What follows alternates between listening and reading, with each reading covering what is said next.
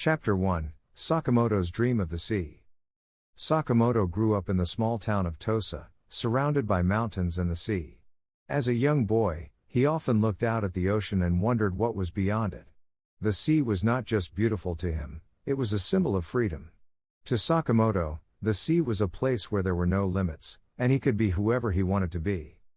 His family was not rich, but they were respected. His father, Sakamoto Hachihei, worked hard as a samurai for the Tosa government. Even though they worked hard, the family often had money problems. Sakamoto saw his parents struggle, which made him feel responsible for changing his own life. But it wasn't just money that worried Sakamoto. Japan had strict rules about social classes. People were judged by their family background, and it was difficult for someone from a small town like him to rise above their station. But Sakamoto didn't believe in these rules. He always dreamed of doing something important for his country, something that would make a real difference. At that time, Japan was closed to the outside world. The leaders of the country wanted to keep things the same and didn't want to change. Sakamoto could see that Japan was falling behind other countries, which worried him. He knew that Japan needed to change to become strong again. One day, as he looked at the sea from a hill, Sakamoto made a decision that would change his life. He decided he had to leave Tosa and see the world. To him, the sea was a way to escape from the small life in his hometown. It was his chance to learn from other countries and bring back new ideas to Japan. Leaving his family behind wasn't easy. Sakamoto knew it would make his parents sad, but he also knew that if he stayed, he would never reach his dreams. He wanted to help Japan change, even if it meant facing unknown dangers. He was ready to leave and take on the challenge of a new life. Sakamoto felt nervous but excited as he prepared to leave. The world outside Tosa was unknown, and there would be many risks. But he believed in himself and his dream. He was ready to answer the call of the sea. Chapter 2, The Road to Change. Sakamoto's decision to leave Tosa was not an easy one. He had to say goodbye to his family, friends, and everything he had ever known. But his dream of seeing the world was stronger than his fear. He believed that by leaving, he could help bring about the change Japan so desperately needed. His heart was filled with hope and determination. His journey was not a smooth one. At first, Sakamoto had little money and no clear plan. He traveled from place to place, facing many difficulties along the way. But he never gave up. Even when he faced hardships, he reminded himself that every step he took was one step closer to his dream. As he traveled, Sakamoto began to meet people who shared his vision of a better Japan. He learned from their ideas, and his thinking started to change. He realized that Japan needed not only to open up to the outside world but also to become stronger internally. He believed that the country needed a new spirit, one that valued innovation and progress. During his travels, Sakamoto came across many ideas that inspired him. He was especially moved by the stories of other countries where people worked together to improve their societies. He knew that Japan could do the same. The world outside Japan was full of new ideas, and Sakamoto was determined to bring those ideas back to his homeland. As he journeyed on, Sakamoto also began to learn more about the people he would need to work with to make his dream a reality. He met leaders from different regions of Japan and heard their thoughts on the future of the country. Some were doubtful about change, but Sakamoto was confident that Japan could grow stronger if it opened its doors to new possibilities. Sakamoto knew that to change Japan, he would need the help of others.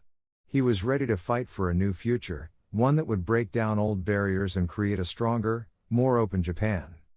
Chapter 3, The Alliance of Satsuma and Chashu.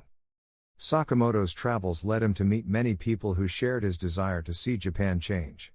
He understood that to make his dream a reality, Japan needed to come together as one. The country was divided into many different regions, each with its own leaders and interests. But Sakamoto believed that if the strongest regions could join forces, Japan would be able to stand up to the foreign powers that were threatening the country. Two regions stood out to Sakamoto, Satsuma and Chashu. Both were powerful regions in Japan, and their leaders were beginning to understand the need for change. Sakamoto saw an opportunity to bring them together and form a group that would change the course of Japanese history. The challenge was not easy. Satsuma and Chashu had been enemies for years, and convincing them to work together seemed impossible. But Sakamoto was determined. He traveled to both regions, speaking to their leaders and explaining his vision for a united Japan.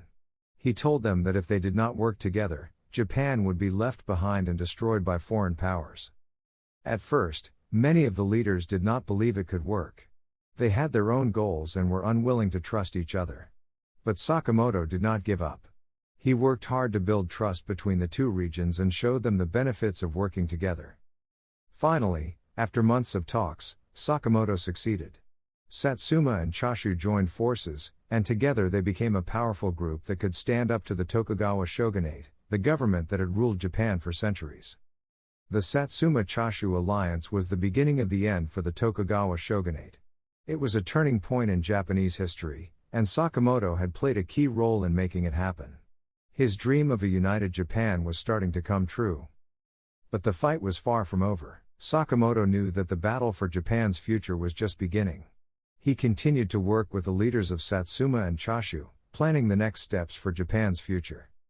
Chapter 4: Building a New Japan. Sakamoto's work was far from finished.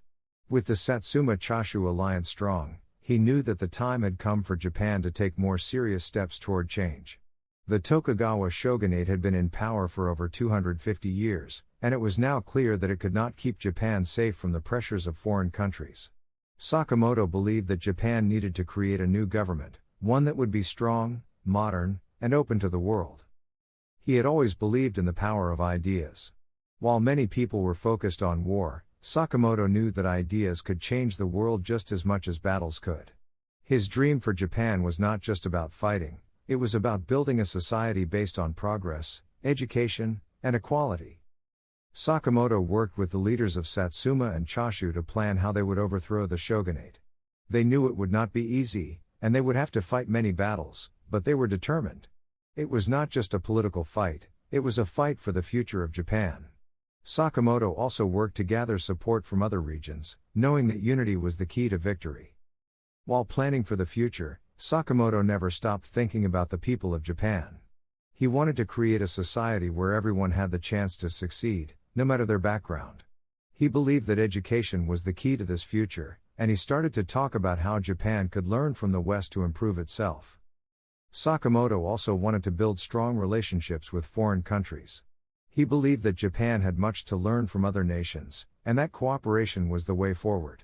While some people in Japan were afraid of foreigners, Sakamoto was not. He knew that Japan's future depended on being open to the world. As the years passed, Sakamoto's ideas began to spread. People started to listen to him, and many were inspired by his vision for a new Japan.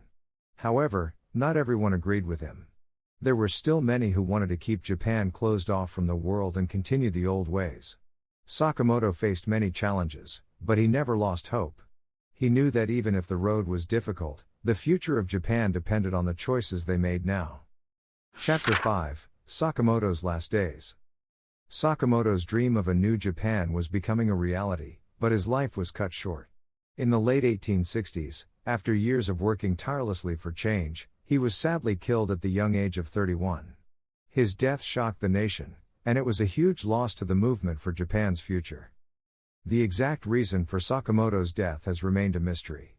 Some believe it was a political move by people who did not agree with his ideas, while others believe it was the work of enemies who feared his growing influence. Regardless of the reason, Sakamoto's death was a turning point in Japanese history. Even in his final days, Sakamoto was still committed to his vision of a better Japan. He had been working on a plan to bring even more changes to the country. He wanted to create a new government that was not just about power but about serving the people. He dreamed of a Japan where people of all classes had the opportunity to live better lives and where the country could stand strong in the world. Despite his death, Sakamoto's influence continued to grow. The people who had followed him were determined to carry on his work. His ideas about education, equality, and openness to the world lived on. In the years after his death, Japan would continue to change, and many of the ideas Sakamoto had dreamed of would come to life. Chapter 6: Sakamoto's Legacy. Sakamoto's life was short, but his impact on Japan was huge. Even after his death, his ideas continued to inspire people across the country. Japan was changing, and many of the ideas that Sakamoto had worked so hard for were beginning to take shape.